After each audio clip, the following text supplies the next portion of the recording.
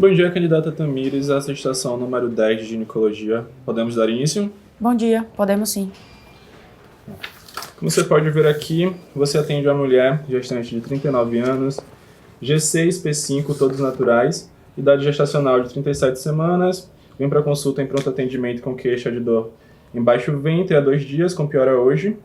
No exame que ela realizou às 11 da manhã, apresentou uma pressão arterial de 130 por 70, a altura uterina estava em 41 centímetros, ela teve 5 consultas de pré-natal e ela ganhou 22 quilos durante a gestação e o peso atual dela é 105.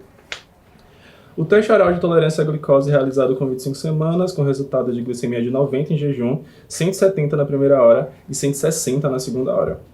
Fez ultrassonografia há 3 dias, que evidenciou peso fetal acima do pé 195, paridade gestacional e índice de líquido amniótico de 20, sendo maior bolsão de 8,1 centímetros. Batimentos cardíacos fetais de 136 batimentos por minuto, com duração de 45 segundos. O colo apresentou dilatação de 40 centímetros e apagamento de 90%. Feto cefálico, no plano 0 de Dili, bolsa íntegra. Tudo bem até aqui? Tudo ok. Ok. O parto evoluiu normal às 3h50, com nascimento de feto vivo, feminino, peso 4.090 gramas. Agora é preciso que você cite 3 fatores de risco de hemorragia pós-parto para este parto. É isso aí, Tamires. É preciso ter calma, porque são muitas informações que são passadas. Então, te pediram 3 fatores de risco. Mas olha a quantidade de fator de risco que tinha nesse caso. A idade materna avançada, a sobredistensão uterina, a multiparidade, o fato de ter sido um parto precipitado, a polidramia e a macrosomia fetal, que fazem sobredistensão uterina, e o fato de ter uma obesidade aí nessa parturiente. Então, por que isso acontece? Por que são fatores de risco? A idade materna avançada e a multiparidade, elas favorecem a atonia uterina. É como se esse útero ficasse com suas fibras cansadas, elas não se contraem com efetividade. O parto precipitado é aquele que acontece do início das contrações até o nascimento, com menos de 4 horas. O bebê, quando ele desce por esse canal de parto, não dá tempo do canal ir se moldando, então faz muita laceração. O diabetes descompensado faz polidramia e macrosomia, então leva a uma sobredistensão uterina, assim como a obesidade, um excesso de ganho de peso dessa mãe, também leva a uma macrosomia fetal, com uma consequente sobredistensão uterina. O parto precipitado é um problema, a idade materna avançada, a multiparidade também, e o peso da mãe, uma possível obesidade. Apenas 3 é o suficiente, tá bom. Após 30 minutos, a paciente se queixa de visão turva e foi observado sangramento excessivo pela equipe assistente. Mas tem alguma mais alteração no exame? PA agora está 95 por 60, frequência cardíaca 110 batimentos por minuto. Na palpação, útero amolecido. Tá, qual a conduta imediata para a resolução do sangramento? Então, foca no que foi solicitado, não fala mais do que foi pedido. Então, pediu a conduta imediata para a resolução do sangramento. Qual que é a conduta imediata? É a compressão uterina, compressão bimanual ou compressão uterina bimanual, que é a manobra de Hamilton. As 3 coisas estão se referindo à mesma coisa. Então, o que é essa manobra de Hamilton? Você coloca a mão em punho dentro da vagina para comprimir a parede uterina anterior, ao mesmo tempo que externamente você comprime a parede uterina posterior, forçando uma contra a outra. Se a manobra de Hamilton não resolve, você vai usar uterotônicos, ocitocina, metilergometrina e até mesmo misoprostol. Quando essas medidas não funcionam, aí você procede ao balão de tamponamento intraútero. Manobra de Hamilton. Com uma das mãos a gente fixa o fundo uterino e com a outra mão fechada por dentro da vagina, anteriormente ao colo do útero, a gente faz compressão das 2 paredes uterinas. Após a realização da manobra de Hamilton e da ocitocina EV, o útero se apresenta contraído e o sangramento persiste. Existem outras 2 causas para hemorragia pós-parto. Calma, Tamires, sem ansiedade. Você viu que o examinador te deu uma respostinha extra aí. Ele falou que além da manobra de Hamilton, foi necessário usar ocitocina para conter essa hemorragia pós-parto. Mas prossegue. Cite outras 2 causas de hemorragia pós-parto. E aí, além da atonia, você tem que pensar em T de trauma, T de tecido e T de trombina. Vamos relembrar os 4 T's? T de tônus, T de trauma, T de tecido e T de trombina. Então, a principal causa de hemorragia pós-parto é a atonia uterina, decorrente quê? Do tônus prejudicado. Depois vem o trauma, lacerações de trajeto, hematomas, inversão e até mesmo uma rotura uterina. O tecido refere-se a restos placentários ou coágulos volumosos que ficam retidos ali, ou até mesmo um acretismo placentário. E essa paciente, ela também pode ter uma coagulopatia, um distúrbio de coagulação ali, que não está favorecendo a coagulação ali no pós-parto, provocando uma hemorragia. São os 4 T's: trauma, tônus, tecido e trombina. E quais as causas? De trauma pode ser uma laceração de trajeto, uma hemorragia. De tecido pode ser restos Apenas 2, por placentários. favor, como foi solicitado. Eu preciso agora que você cite um tratamento cirúrgico conservador. Tamires, não fica triste por causa de uma resposta ríspida lá do examinador, não? Fica ofendida, chateada, não? Bola pra frente, deixa pra lá. Então é a função dele. Ele te pediu um tratamento cirúrgico e conservador. A gente sabe que o tratamento radical é a esterectomia. Então, conservador você pode responder a sutura compressiva ou a ligadura de vasos. Como é que a sutura compressiva é feita? Aqui eu coloquei para você uma sutura compressiva Belinte. Então, ela é bem hemostática, é bem eficaz. E quando não funciona, você pode usar a ligadura de vasos, artérias uterinas, artérias ovarianas ou artérias hipogástricas. Sutura compressiva. Ok, estação finalizada, obrigado. Eu que agradeço. Tchau.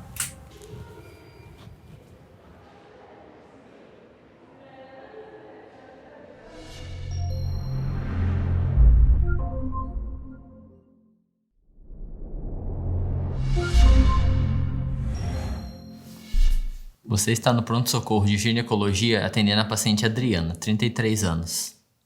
Bom dia, eu sou o Matheus, eu sou o médico daqui e eu vou te atender hoje. O que te trouxe aqui hoje? Eu vim aqui porque eu tô com corrimento vaginal. Entendi. E como que é o cheiro desse corrimento vaginal? Ele tem um odor forte, um cheiro ruim, há quase uma semana. Fora isso, você tem alguma outra queixa? Eu sinto ele mais volumoso, sabe? Mas eu não sinto mais nada. Entendi. Você tem alergia ou alguma comorbidade? Não. Não? Você fez alguma cirurgia recente? Também não. Não? Qual que é a data da sua última menstruação? Acho que 2 semanas. Uns 14 dias. Isso, uns 14 dias. Entendi. Você usa algum método anticoncepcional? Eu uso DIU de cobre. Tá. E você tem relações sexuais? Sou casada, doutor. E você já engravidou? Tive uma gestação, parto normal. Tá. E você bebe ou fuma? Não, só tomo umas cervejinhas de vez em quando. Então, doutor, eu vim aqui para ver se o senhor me passava alguns exames para descobrir o que eu tenho, pois já estou com vergonha do meu marido. Entendi. Eu queria fazer um exame físico geral, um toque vaginal e um exame especular, por favor.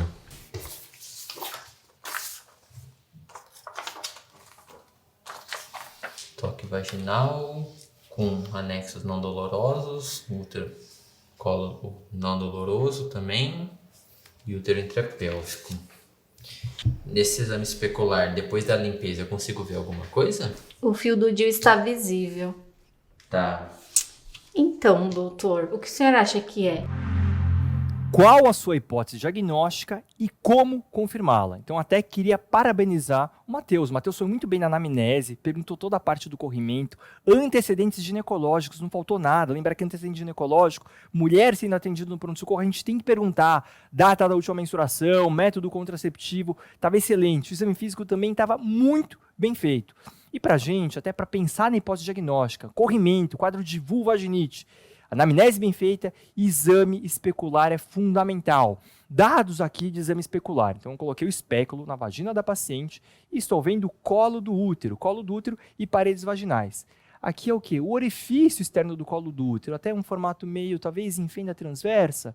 E a secreção, uma secreção branca acinzentada, aqui até tem bolha, tá? Tem um corrimento, né? Uma secreção branco acinzentada e bolhosa. Ele falou que tinha um cheiro um pouco mais forte. Qual que é o diagnóstico? O diagnóstico mais provável é uma vaginose bacteriana. A vaginose bacteriana é a vulvaginite mais comum que temos. Então é mais importante até, em termos de prevalência, do que a própria candidíase. É que muitas vezes a paciente acaba sendo óligo ou assintomática. Acho que a gente acaba descobrindo só no exame físico. A nossa paciente em questão, ela veio pela queixa em si. Então, diagnóstico de vaginose bacteriana.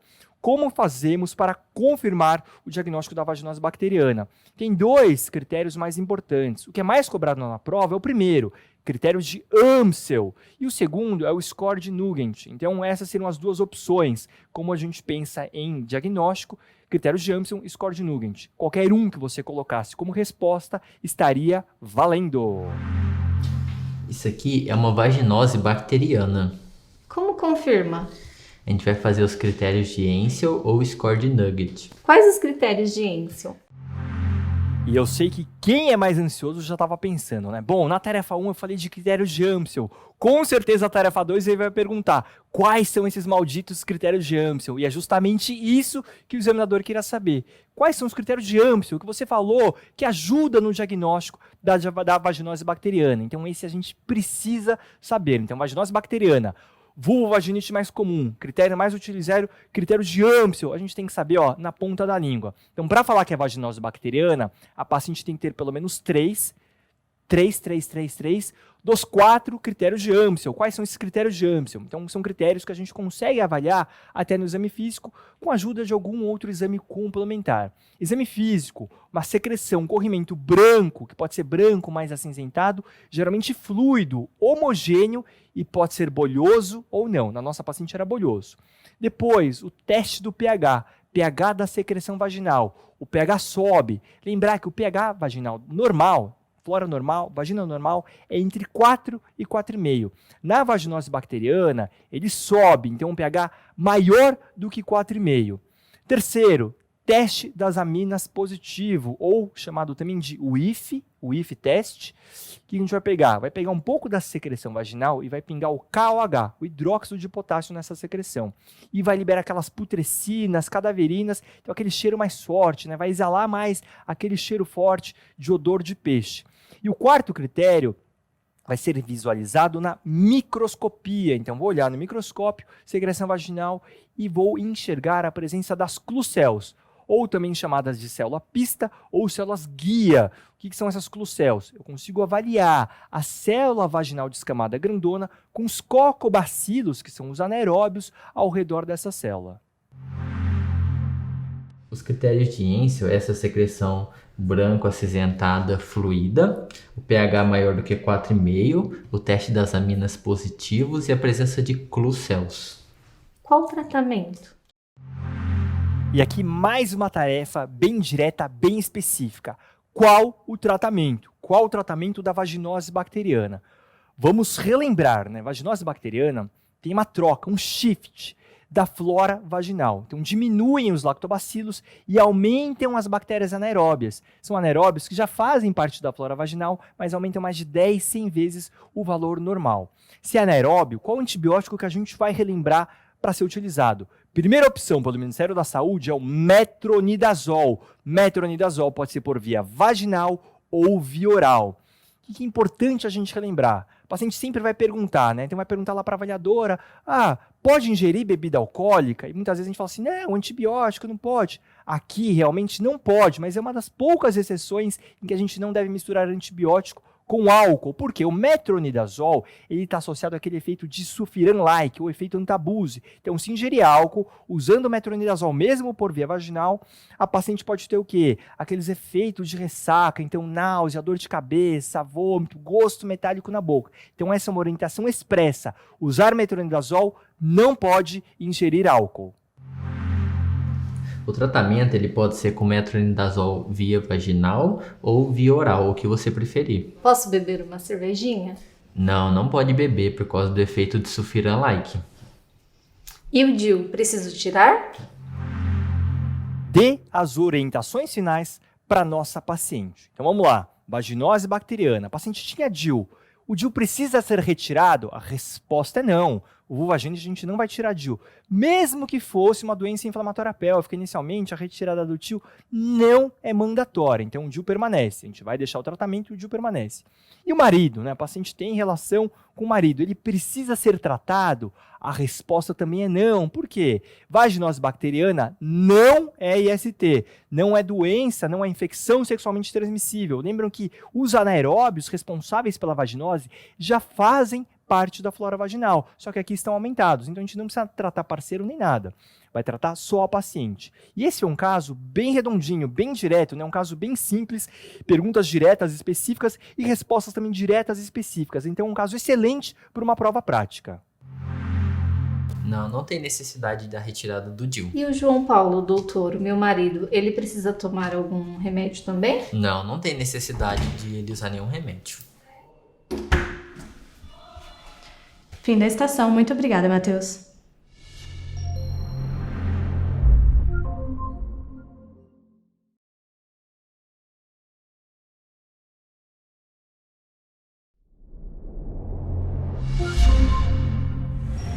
Doutora, eu marquei essa consulta porque eu tô há algumas semanas sentindo uma coceira. Ok. Onde exatamente? É internamente? É fora? Fora, na vulva. Certo.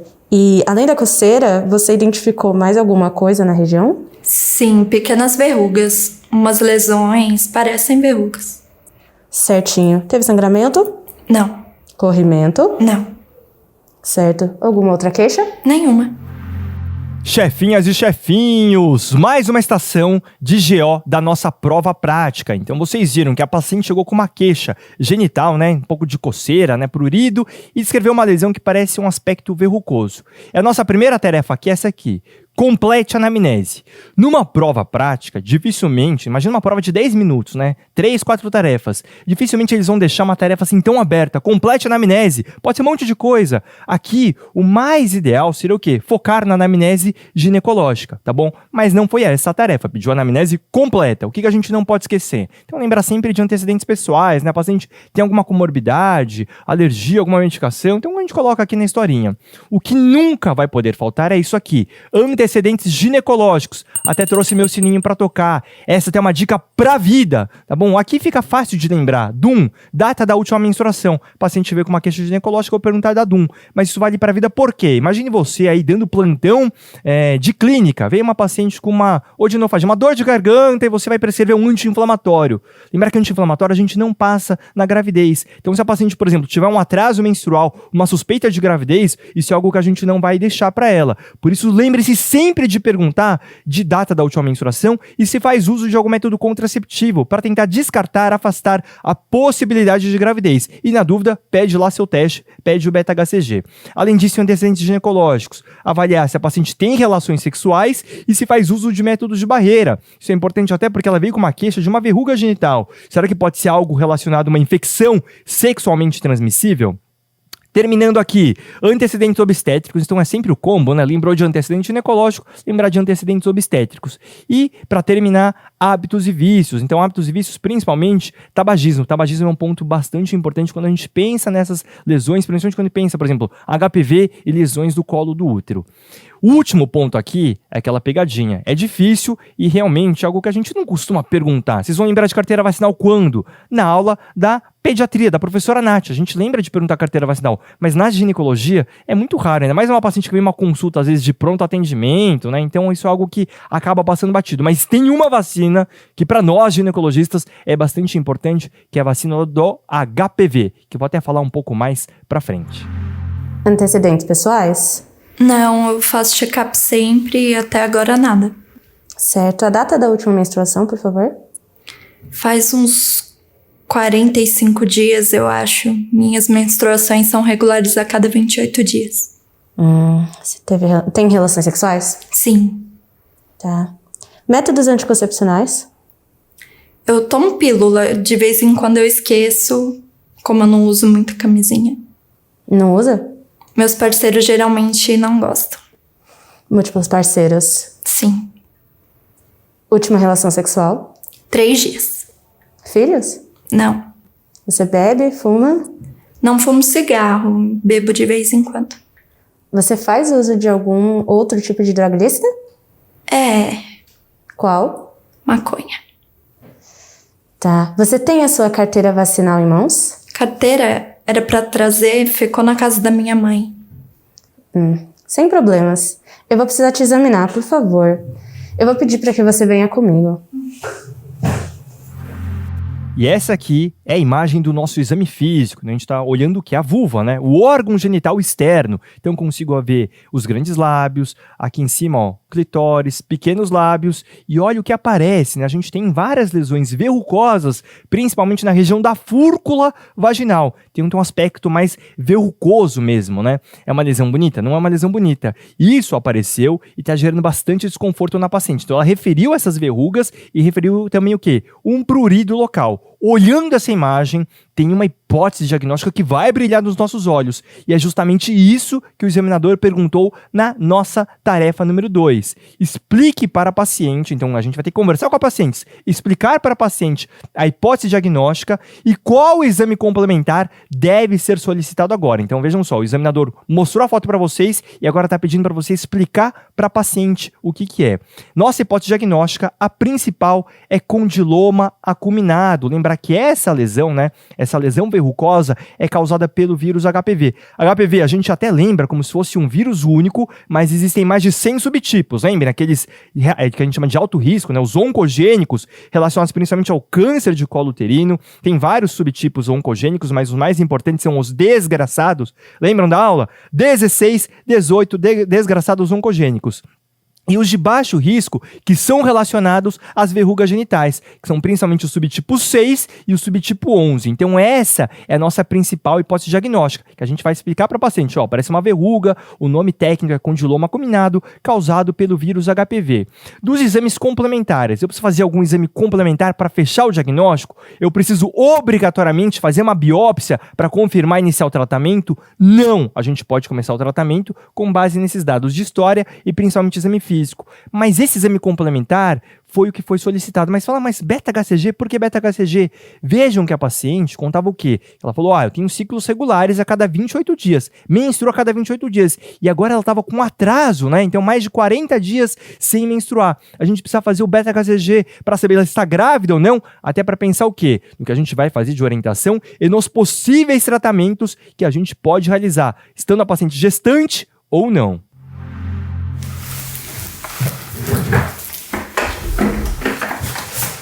Certo. Catarina, você está com condiloma acuminado pelo HPV.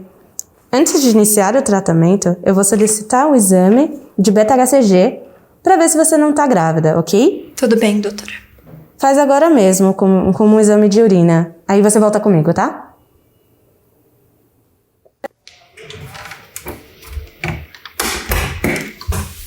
Oi, Catarina.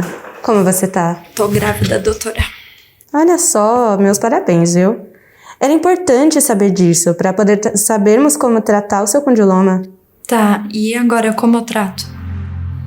E esse é o tipo de questão, né? Tipo de caso que, quando mostrou a imagem pra gente, a gente já sabia que o examinador ia querer a hipótese diagnóstica e, obviamente, o tratamento. Então, qual que vai ser o tratamento para nossa paciente? Lembra que a gente tem um dado a mais. A paciente está gestante, né? A paciente veio gestante e descobriu gestação nessa nossa consulta. Então, o tratamento para condiloma acuminado, ele vai variar se a paciente está gestante ou não. Então, a gente tem uma série de tratamentos que podem ser utilizados, tá? O que vocês sempre lembram, a podofilina. Lembrar que podofilina é contraindicado na gestação. Então, o que a gente pode fazer para uma paciente que está grávida? A gente pode utilizar o ATA, o ácido tricloracético, geralmente de 70% a 90%. Como é que a gente faz a aplicação? Eu jogo o ácido assim? Não, vou aplicar com um cotonete. O paciente pode aplicar em casa? Até pode, então a gente tem que orientar muito bem, mas muitas vezes a gente até prefere fazer a aplicação no próprio consultório. Para esse tipo de lesão, dificilmente vai sumir em uma aplicação só. Então, semanalmente, o ideal seria fazer essa aplicação, orientar bem a paciente, se possível até no consultório, Mas existem até outras alternativas. Então vamos lá. Lembrar que podofilina, como falei, é contraindicado na gestação. Existe uma outra medicação que é o imiquimod, que é um imunomodulador, também contraindicado na gravidez. O que a gente poderia fazer? Essa lesão grande, além do ATA, existem outras possibilidades, que nem são tão práticas, tá bom? Mas a gente tem, por exemplo, uma ressecção cirúrgica, posso tirar com bisturi, então com anestesia, e também a crioterapia, utilizando o nitrogênio líquido, mas pensando até na praticidade, o mais fácil é o ATA, o ácido tricloracético, e essa era a nossa resposta. Certo, eu vou prescrever para você um ácido tricloroacético a 80%, tá? Que você vai passar na região com auxílio de um cotonete, tá certo? Tá, é só usar o ácido e vai ficar tudo bem? E aqui, mais uma daquelas tarefas bem abertas e que dá para margem, assim, para falar um monte de coisa, né? Quais as orientações realizar para paciente? O examinador poderia ter sido um pouco mais amigo e direcionado, né? Então, relacionado ao quê? À gestação, ao HPV, né? Ao condiloma. Porque senão você fala assim, vou orientar a paciente a usar protetor solar, atravessar na faixa de pedestre, usar cinto de segurança, mas, bom, vamos lá. Vamos tentar focar no que seria o mais importante para ela nessas situações. Primeira coisa, né? Além da lesão, ela descobriu que está grave. Então, a gente vai ter que explicar sobre essa gestação inicial e começar o pré-natal. Então, a gente pode até já iniciar até o quê? O pedido dos exames, que a gente vai fazer de exames, fazer aquelas orientações gerais. A paciente falou que não fuma cigarro, mas fuma maconha. A gente tem que orientar, sim, né? Aconselhá-la a interromper o uso da maconha. Medicações que ela vai ter que usar. O que a gente começa, né, no primeiro trimestre da gravidez? Aliás, até a gente poderia começar antes, se a paciente estivesse tentando engravidar. A gente pode começar a suplementação com uma vitamina, que é o ácido fólico. Das solicitações de exames, além daqueles laboratoriais, o hemograma, glicemia, colher Papa Nicolau, lembra? Exame de urina, protoparasitológico de fezes, eu posso também fazer a coleta e a solicitação das sorologias. Lembrar que a paciente está como IST. Então, eu preciso fazer e orientar, né, com o consentimento dela, a solicitação desses outros exames de sorologias. A paciente, ela pode ter relação? Pode ter relação. Lembra que ela está com a lesão agora. Então, o ideal é o quê? Tratar e sumir essa lesão, até porque é bastante desconfortável. Mas depois ela pode sim voltar a ter relação normal. Mas, né, mesmo estando grávida, é importante orientá-la a usar o método de barreira, usar camisinha. Aqui a questão até para prevenir outras infecções sexualmente transmissíveis. E a paciente falou que usava a pílula de forma até mais aleatória, acabava esquecendo. Descobriu gestação, a gente vai suspender o uso da pílula contraceptiva. Então essas são as orientações que a gente poderia passar. Mas como eu falei, uma questão, né, o enunciado era uma tarefa muito aberta. Na prova, o ideal é o examinador ser o quê? Um pouco mais específico, não dar margem para tantas coisas serem comentadas e serem faladas. Você vai precisar interromper a maconha e iniciar o pré-natal. Vai introduzir suplementação de ácido fólico e precisa urgentemente fazer uma coleta de sorologia. E eu vou precisar parar com as relações sexuais nesse período? Não. Eu vou interromper o uso da pílula, tá? Mas comece a usar sempre camisinha. Sempre. Eu li sobre a vacina para HPV. Eu posso tomar ela agora? Quinta e última tarefa. Olha só que a paciente perguntou pra gente. Eu li sobre a vacina para HPV. Eu posso tomar essa vacina agora? Lembra que ela está gestante. A resposta é muito clara, é muito fácil. Não! A vacina é contraindicada na gestação. Vamos até relembrar, a vacina que a gente tem pelo SUS, Ministério da Saúde, é uma vacina tetravalente. Protege contra 4 subtipos. 2 de alto risco, que são os desgraçados, o 16 e o 18, e 2 relacionados ao condiloma, subtipo 6 e o subtipo 11. Quem vai receber a vacina? Então vamos lá, meninas dos 9 aos 14 anos, são 2 doses com intervalo de 6 meses, e meninos dos 11 aos 14 anos, também com 2 doses em intervalo de 6 meses. Outras populações que podem receber, então, mulheres, né, HIV positivo dos 9, até mudou a data agora, até os 45 anos, lembrar que são 3 doses com intervalo de 0, 2 meses da primeira dose e 6 meses da primeira dose.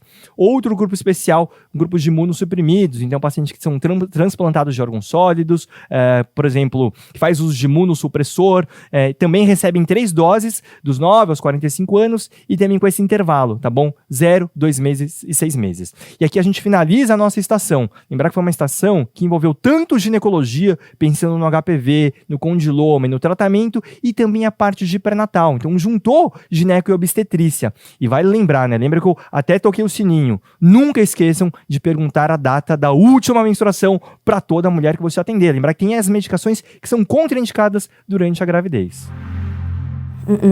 Não, infelizmente ela é contraindicada na gestação.